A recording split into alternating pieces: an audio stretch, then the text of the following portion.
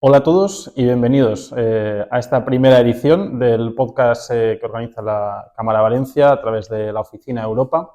Y nos encontramos hoy en este primer encuentro Schuman con Diego de Ojeda, Head of Unit del Preparedness and Readiness de la Secretaría General de la Comisión Europea, y nos va a hablar de esas iniciativas, del marco político de la estrategia industrial de materia de defensa de la Unión Europea y cómo podemos acercar todas estas iniciativas a las pymes valencianas.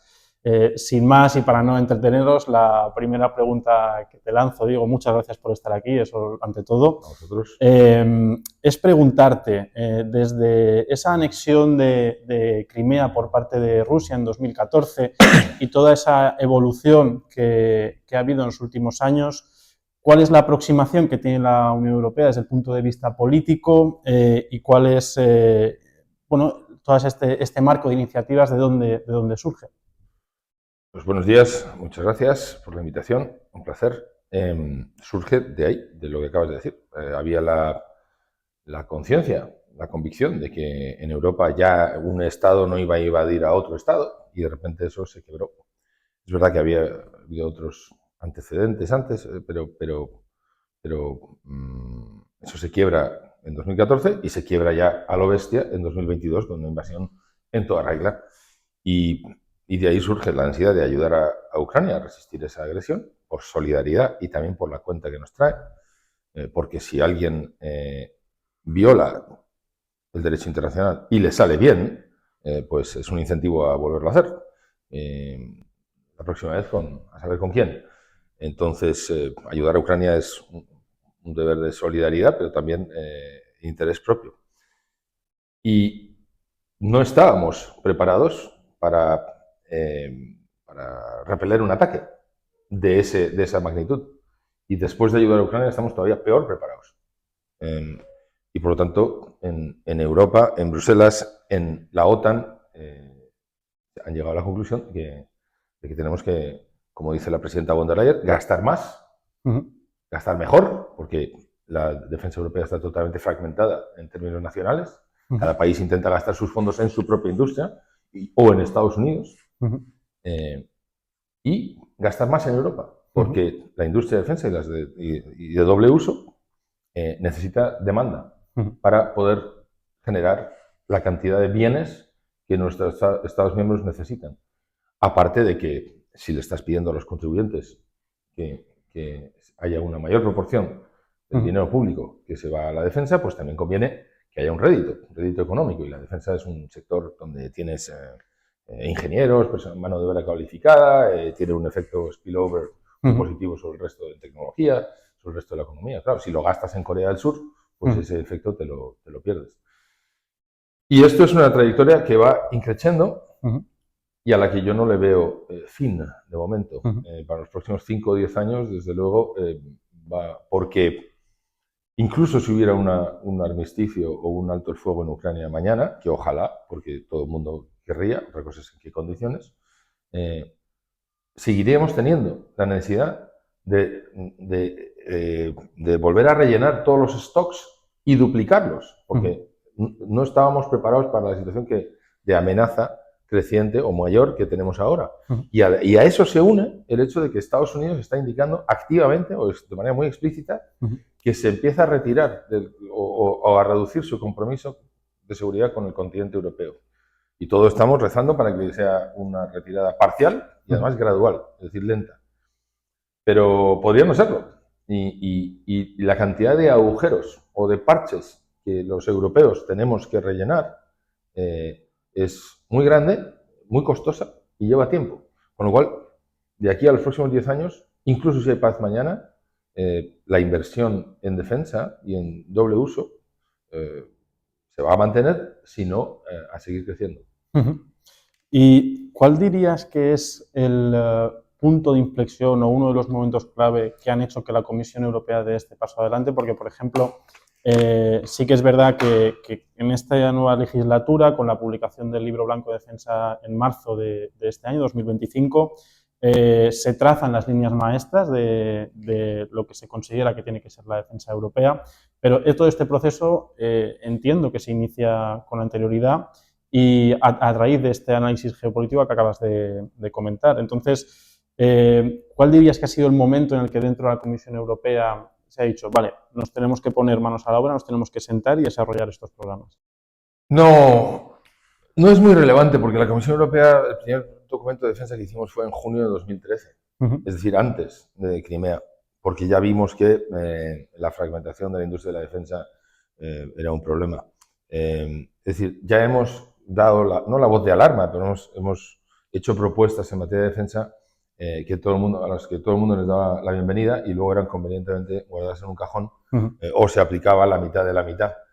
Porque, como digo, bueno, la defensa es un sector muy complejo porque es como el núcleo, el corazón de la soberanía. Y luego es muy sensible, no es confidencial. No quieres, si dices el número de tanques que tienes, también dejas saber la cantidad máxima de tanques que tienes. Eso no lo quieres compartir ni con la Comisión Europea ni con nadie. Entonces, no es fácil conseguir que los socios... Y no hay ninguna competencia en materia de defensa en el Tratado de la Unión Europea. La defensa sigue siendo, y va a seguir siendo así, una competencia estrictamente nacional, una responsabilidad nacional. Cada país tiene sus fuerzas armadas y cada país tiene la responsabilidad de defender su territorio. Punto. Ni siquiera los que están en la OTAN pierden esa competencia. Otra cosa es que asuman un compromiso de defensa colectiva, pero cada uno... La OTAN no viene a defenderte si tú no quieres. Te corresponde a ti. Entonces, hemos hecho diferentes propuestas. Lo que me parece relevante no es cuando la Comisión Europea cambia el chip, porque eso no ha sido un crecimiento. Sí, una trayectoria. Lo que me parece relevante es cuando cambian el chip los Estados miembros. También. Porque muchas de nuestras propuestas no se aceptaban y de repente ha habido una aceptación mucho mayor. Y eso ha sido verle las orejas al lobo. Así de sencillo. Cuando Rusia ha incrementado la amenaza y cuando Estados Unidos decrece su compromiso. Y de repente, bueno, pues está la primavera de este año, en febrero, en marzo, en abril, pues el libro blanco de la defensa que hicimos viene acompañado de un plan y de los fondos SAFE. Bueno, pues los fondos SAFE fueron 150.000 millones. Yo creo que era en nuestro escenario de trabajo no esperábamos una cantidad tan alta. Eso viene en parte por la coyuntura. Claro. Y en ese sentido, el hecho de que nosotros hagamos estas propuestas que van tan allá y que se estén aplicando y que se estén ejecutando es una pésima señal. Porque si todo fuera bien, no estaría pasando. O sea que claro. Es un... Yo, frente a los que en ocasiones dicen que, bueno, es que puede haber una guerra, y lo ves en los titulares y demás, digamos los alarmistas, o los de la pachorra, que, bueno, no, yo no veo que vaya a haber una guerra. Digo, no estamos en guerra y yo no creo que vayamos a estar en guerra, pero ¿y si me equivoco? Claro. ¿Y si nos atacan? Y tal. Pero lo que sí estamos es en una situación de emergencia. Porque cuando tienes un vecino agresivo que ataca y lo viene haciendo regularmente y tú no tienes los medios para defenderte, como te ataque, estás fastidiado. Pero sobre todo, si no tienes medios para defenderte, no tienes medios para proyectar disuasión. Y la disuasión es un elemento muy importante para evitar que te ataquen. Y parte de la disuasión es la industria de defensa. Porque no te vale solo con un número de tanques, tienes que tener también la capacidad de reemplazarlos una vez que se rompen o se pierden en el campo de batalla. Y parte de la disuasión es la movilidad militar también. Ser capaz de mover tus medios militares por el frente. Y luego parte de la disuasión es tener capacidades militares, armas. Necesitamos tener una industria de defensa que pueda producir mucho más. Claro, de lo que produce ahora y en mucha mayor cantidad y rapidez. Eso es, hay que reactivarla y sobre todo desarrollar... Bueno, en ocasiones inventarla, porque hay algunos desarrollos militares que no existen, o sea, claro. que no los tienes. Claro, pues, justo iba a mencionar eso, ¿no? Reactivarla y desarrollar nuevas capacidades. Pero han mencionado en tu respuesta, y me parecía muy interesante, los fondos SAFE, y creo que de cara a las empresas que nos estén escuchando puede resultar de interés conocer cuál es su estructura, cómo se implementan, si hay otras líneas de fondos y cómo pueden optar a ellos. Bien. Bueno, en un sitio como Valencia, que donde creo que hay más empresas de doble uso que de defensa, SAFE es para defensa dura, digamos, su mayoría. Para munición, para tanques, para helicópteros. Bien. Los fondos SAFE no son fondos europeos de los habituales o los que podéis estar. Son créditos a los Estados miembros. Es decir, concretamente, a España se van a dar 1.000 millones. España ha pedido 1.000 millones y España va a recibir 1.000 millones. Un crédito de 1.000 millones. España decide en qué se lo gasta. Con lo cual, para acceder a fondos SAFE, tú no accedes a fondos SAFE, pero tú puedes beneficiarte de los fondos SAFE pasando por el Ministerio de Defensa. Punto. No hay más. El Ministerio de Defensa va a hacer con ese dinero lo que quiera dentro de los objetivos o las restricciones del reglamento SAFE y tú puedes participar o no en función de eso. Ya está, no hay más.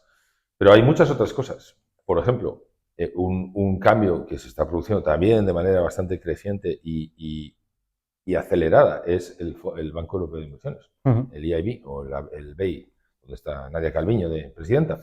Bueno, pues el Banco Europeo de Inversiones está buscando maneras de invertir.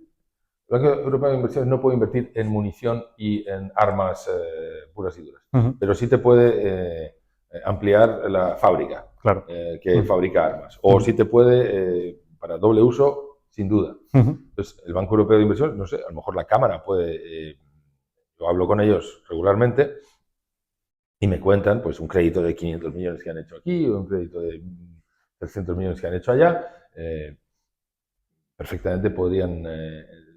no sé exactamente cómo funciona, pero vamos, hay una cédula de un equipo que se ocupa de seguridad y defensa del Banco Europeo de Inversiones donde Valencia como tal o una entidad valenciana podría atraer un crédito del Banco Europeo de Inversiones que luego se dedicaría a tecnologías de doble uso de vuestras empresas, por ejemplo.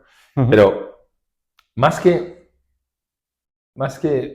las subvenciones o los créditos, si yo fuera una empresa en Valencia, bueno, en Valencia o en Salamanca, pero estando en Valencia, si yo fuera una empresa en Valencia, pensaría que España va a gastar muchísimo más en defensa de lo que viene gastando. Este año España, no sé lo que tenía gastados, pero no lo que tenía presupuestado, pero ha hecho un presupuesto, un compromiso de gasto adicional que no sé si han sido 14 o 17.000 millones. Entonces, de casi del 100% extra o 50%, me da igual, unas proporciones enormes. Pero es que en el año 2026 va a ser igual. Claro.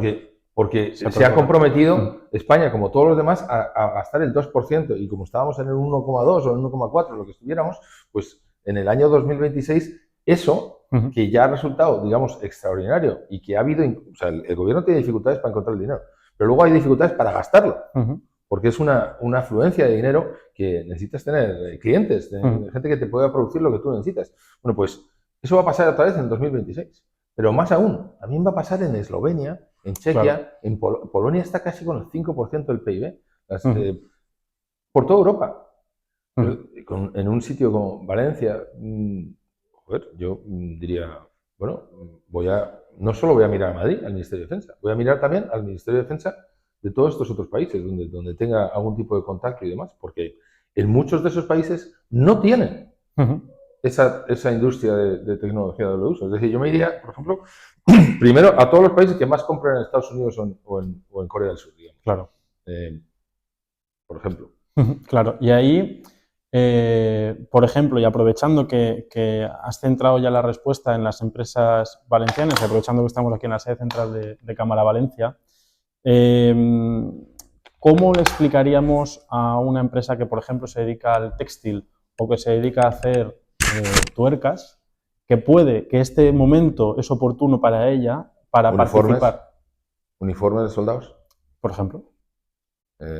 Ahora, supongo que lo habéis visto, en Ucrania contra los drones están poniendo mallas plásticas que protegen las calles, viven de la pesca. Una de las empresas que más, esto lo he leído, no me consta, pero vamos, lo he leído en el Financial Times, una de las empresas que más está vendiendo en tecnología de seguimiento, de identificación y de seguimiento de drones es una empresa australiana que está en Inglaterra ya, pero que viene de ¿cómo se dice? Bird watching, monitoreo o observación de pájaros. Es decir, si tú tienes un sistema para identificar dónde se están moviendo los pájaros y tal, parece ser que también te sirve para seguir a los drones. Pues se están forrando. Es decir, hay un montón... todo el mundo sabe que Internet viene de una cosa del Pentágono, que es el programa DARPA, Entonces, la innovación antes venía en gran medida del sector militar y luego tenía una aplicación civil. Señaladamente, desde la revolución digital, es al contrario. La inmensa mayoría de las aplicaciones militares vienen sobre una innovación originalmente civil. Pues yo no soy, si yo tuviera ese tipo de ideas, estaría en la empresa. Claro. Tratando de explotarlas, pero sí que veo que hay un montón de empresas civiles o de doble uso que tienen una importancia para las capacidades militares enorme.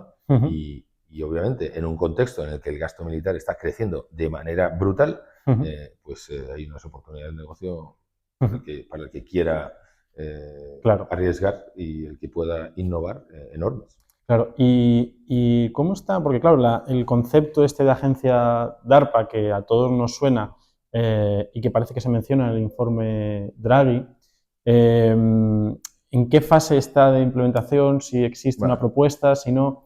Lo digo también porque de cara a las empresas puede ser interesante conocer si se pueden acercar a una iniciativa así. Ya, pero no, eso lo hemos valorado muchas veces. No somos un Estado-nación como Estados Unidos, y es más, te diría que en Estados Unidos ahora mismo lo que prima, lo que está teniendo más impacto no es DARPA, son otras cosas. Ahora lo que tenemos que hacer es mejorar, aligerar, simplificar el sistema de licitación, de licitaciones nacionales. Claro. Y también acabamos de sacar hace menos de un mes, yo creo, ¿cómo se llama? Defense Industry Transformation Plan, un plan de transformación tecnológica. Bueno, un plan sobre cómo conseguir explotar todo el potencial de la innovación en el sector de la defensa. Y en ese plan detallamos una serie de cosas, en un fondo de fondos de 1.000 millones, una serie de cosas que vamos a hacer en los próximos 12 meses. Bueno, si alguien quiere, yo me iría a consultar más eso que el informe Draghi, que no es un informe de la Unión Europea, sino que es un informe que nos señala el camino y habla de muchas cosas. Y el informe de Draghi, ahora no me acuerdo de lo que decía, pero más bien decía, bueno, que Europa tendría que hacer algo como DARPA, pero no necesariamente lo mismo, sino algo que igual esté más adecuado a la situación actual y a nuestras condiciones. Una iniciativa más propia y no copiar lo que se... Bueno, lo que mejor funcione ahora y teniendo en cuenta nuestra situación. Es decir, nosotros no tenemos un Pentágono. Exacto, eso es. Entonces, DARPA te sirve, DARPA te sirve porque tienes un Pentágono, entonces, y tú luego lo compras y tal. Nosotros no compramos. ¿No? Entonces, bueno, proponéis, hacéis las propuestas... No se puede trasladar exactamente. Claro, no, decía que hacéis la propuesta de fondos, es decir, nos disponemos de estos fondos, los ponemos, bueno, en este caso para los estados y que los estados lo gestionen. ¿Y crees, hasta donde puedas decir, pero bueno, ¿y crees que la Unión Europea o a través de la Comisión Europea se puede jugar un papel bueno, importante o relevante en el que conseguir que en los estados los procesos de licitación sean más ágiles? Entiendo que es una pregunta difícil. No. Es difícil mantener la calma. No, porque en la Unión Europea los papeles están, digamos que repartidos. La Comisión propone y los Estados miembros, los países disponen. Nosotros siempre queremos ir más allá. Nosotros queremos ir a 120 por hora y los Estados miembros dicen que a 90 máximo, ¿no? Es frustrante, sobre todo cuando es una situación de emergencia. Pero claro, nosotros vemos el objetivo y los Estados miembros ven los problemas. Muchas veces nos pasa que queremos ir mucho más rápido de lo que pueden ir, porque no hay capacidad administrativa para ejecutar lo que proponemos. Entonces, bueno, es un ten con ten. Luego, además, también en licitación de defensa, como en cualquier licitación, también tienes que... Bueno, estás hablando de grandes cantidades de dinero, entonces no vas a dejar la licitación de un contrato por valor de 1.000 millones en manos de mías, ¿no? Que diga, bueno, pues hoy verde, hoy rojo, ¿no? Pues habrá que tener unas especificaciones técnicas y tal, y luego la corrupción y demás. Así que aligerar, evidentemente, pero claro, no es tan sencillo. Y bueno, pues al final siempre es un equilibrio. Nos gustaría que fuera mucho más rápido, pero también hay buenas razones por las que las cosas llevan tiempo. Y al hilo de esto, el sector de la defensa al final es un sector en el que la colaboración público-privada es muy importante y de hecho existe. Pero ¿crees que habría alguna forma de fomentarla más, propiciarla, impulsarla, sobre todo en este contexto en el que la agilidad es tan relevante? Sí, obviamente, pero no me corresponde a mí. Nosotros en la Comisión Europea tampoco, nuestras recetas no bajan Al terreno. o sea, no hacemos micromanagement, ¿no? Uh-huh. No nos corresponde, no tenemos esa competencia tampoco, ni ese know-how. No, nosotros lo que nos interesa muchísimo es combatir la fragmentación, y la fragmentación nacional también a nivel empresarial. Es decir, una empresa valenciana, por caso, que se dedica a drones o a contradrones o a lo que se dedique a ciberseguridad y demás, cuando tiene 2 o 3 socios en otros países de la Unión Europea, y aunque no tienen que fusionarse, aunque tengan una especie de consorcio estable o una red estable, es muchísimo más potente de cara hacia los fondos comunitarios que puede haber, pero sobre todo también de cara a los Estados miembros. Claro. Porque si vas a Chequia y tienes un socio checo estable, pues tienes una puerta de acceso a ese mercado enorme, mucho mayor que si vas solo, ¿no? Entonces, bueno, yo supongo que, entre otras cosas, pensando en cómo puedo beneficiarme no solo del incremento de fondos para la defensa y la seguridad que va a haber en España, sino también en otros países europeos que a lo mejor no tienen el tamaño de España, pero están gastando más porcentualmente en defensa, buscaría socios europeos, que no tienes por qué tener 27 o 26, pero estaría bien, y eso te va a abrir bastante las puertas. Y la otra es Ucrania. Claro. Ucrania es un desastre, pero es una oportunidad enorme, porque tienes un laboratorio en tiempo real. Claro. Y hay un montón de fondos para ayudar a Ucrania. Es decir, si tú tienes un producto que a Ucrania le venga bien para defenderse, vas a encontrar quien te lo compre para donárselo a Ucrania. Punto 1. Y punto 2, además vas a poder testar cómo funciona en el campo de batalla. Y si funciona bien, entonces ya tienes el maná. Pero, y si funciona mal, vas a aprender a poder qué es lo que funciona mal y lo vas a poder corregir, ¿no? Entonces, bueno, también apuntaría a esa otra opción. Muy bien, pues ahora ya solo para acabar y para no robarte más tiempo, una última pregunta y luego pues, pedirte un consejo, ¿no? Con respecto a la pregunta, una de las funciones que tenemos en la Oficina Europa es pues, traducir todo el acervo europeo a nuestras empresas y explicarles qué ocurre y acercar el debate, pero claro, no, muchas veces hay empresas, y a nosotros nos cuesta, explicar y trasladar todo ese marco político y legislativo a la empresa, a la pyme en su día a día. Entonces, por ejemplo, se ha hablado mucho y ahora está, creo que en el debate allí en Bruselas, el tema del ómnibus de defensa, que es realmente es un paquete de simplificación legislativa, pero era preguntarte si podías explicar en qué consiste, en qué fase está y qué posibles implicaciones puede tener para las empresas que quieran entrar en este sector. Yo entiendo perfectamente que hay mil cosas de las que hacemos que no es que sea difícil de entender, es que no se entiende nada. Porque el galimatías, o sea, el laberinto institucional, tienes la Agencia Europea de Defensa, tienes al Servicio Europeo de Acción Exterior, pero dentro del Servicio Europeo de Acción Exterior tienes al EU Military Staff, luego tienes a la Comisión Europea, pero la Comisión Europea, uy, Dios mío, la Comisión Europea, yo estoy en la Secretaría General, que vendría a ser lo que es el Ministerio de Presidencia, pero luego tienes el equivalente al Ministerio de Defensa, que es la Dirección General de Defensa y de Industria de la Defensa y del Espacio. Hay una cacofonía tremenda. Está Ursula von der Leyen, está el comisario Kubilius, pero también está la alta representante Kallas. Y no todos decimos lo mismo todo el tiempo, más bien es al contrario. Bien, pero luego hay una realidad. Y la realidad es que hay una propuesta de la Comisión, que es la propuesta de reglamento ómnibus de defensa, que es el quinto ómnibus, hay 36 de momento, que es un reglamento que pretende simplificar, que pretende enmendar otros reglamentos, enmendar otras leyes. Punto. Entonces, cuando este reglamento ómnibus se apruebe, que esperemos que sea pronto, pero ahí tiene que colaborar el Consejo y el Parlamento, cuando este reglamento se apruebe, habrá una serie de piezas legislativas que serán enmendadas. Vale. Y se supone, porque si no, no lo haríamos, que en la dirección correcta. Es decir, que simplificará una serie de procesos. ¿Cuáles? Pues hay que ir al reglamento y ver, y es muy complejo. Y además todavía no está claro cuál va a ser su redacción final. Pero bueno, en eso estamos, en tratar de mejorar, facilitar algunas áreas en donde, bueno, en el informe de Draghi se vio claramente, pero donde hemos pecado de exceso de reglamentación y estamos pagando un precio en competitividad.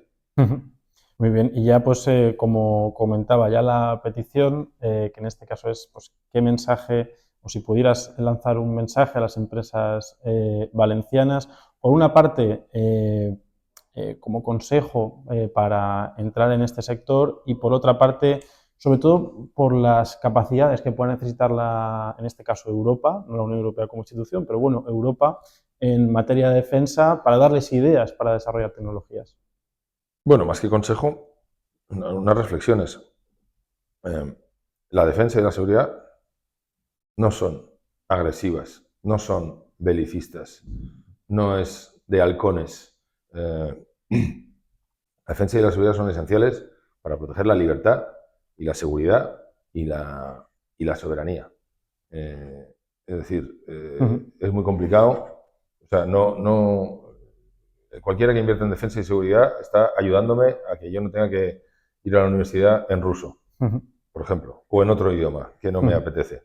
¿Vale? O sea que defensa es libertad y defensa es derechos humanos. Así que cero estigma sobre la defensa y la seguridad. Uy, esto no, esto es feo, tal. No. Eso es lo primero. Segundo, en los próximos años, lamentablemente, porque sería mucho mejor que no fuera así, en los próximos años, pero vamos, que 5 seguro, pero seguramente 10, le pregunté al taxista, ¿cómo se decía en valenciano? Ayer, va a haber un porró de millones, o sea, pero sí, sostenido, como quizás no en ningún otro sector. Es decir, si yo estoy buscando mercado de crecimiento, este te ofrece un potencial tremendo. Y tercero, señaladamente para el doble uso, no es solo el que ya le ha hecho telecomunicaciones a un ejército o el que ya le está proveyendo de drones a no sé quién, el que puede tal. No, es que a lo mejor el que hace textil puede hacer uniformes militares. El que tiene una malla que te protege de no sé qué. O sea, puede haber una utilidad o aplicaciones para la seguridad y militares de tecnologías o de sectores que son, en principio, absolutamente civiles. Es decir, yo no me censuraría a pensar un poco, como se dice en inglés, dudo porque me sale todo en inglés, ¿no? O sea, think outside the box. Adelante, no sé adelante. ¿Cómo se dice think outside the box? Pues, pensar en grande o pensar, sí. No sé, con libertad y a lo mejor te surgen... Es decir, puede ser que, aunque en principio seas una empresa exclusivamente civil, lo que tú tienes, tu tecnología, tu know-how, te pueda tener una utilidad de seguridad o militar. Y si eso es así, el campo de crecimiento es tremendo. Y no solo en España, sino en nuestros vecinos. Claro, porque además ahí, y cerrando un poco la reflexión, desde el área internacional, también desde Cámara, pero en concreto desde el área internacional, se anima mucho a las empresas a exportar, porque además ayuda mucho no solo a la competitividad de la empresa, sino a la resiliencia de las empresas ante pues, las disrupciones en las cadenas de suministro y ante otros modificaciones o cambios importantes en el contexto geopolítico internacional, ¿no? Entonces, esta también es una buena oportunidad, como comentabas, no solo para entrar en el sector, sino también para internacionalizarse, que también forma parte de ese desarrollo empresarial. Y sin más, unas palabras de nuevo de agradecimiento a Diego por su presencia aquí hoy en la sede central de Cámara Valencia, por el tiempo que nos ha dedicado. Esperamos contar con él de nuevo pronto. Y bueno, agradeceros a todos vosotros los que estáis viendo o escuchando este podcast por vuestro interés en la Oficina Europa, en Cámara Valencia y en el sector de la defensa. Un saludo.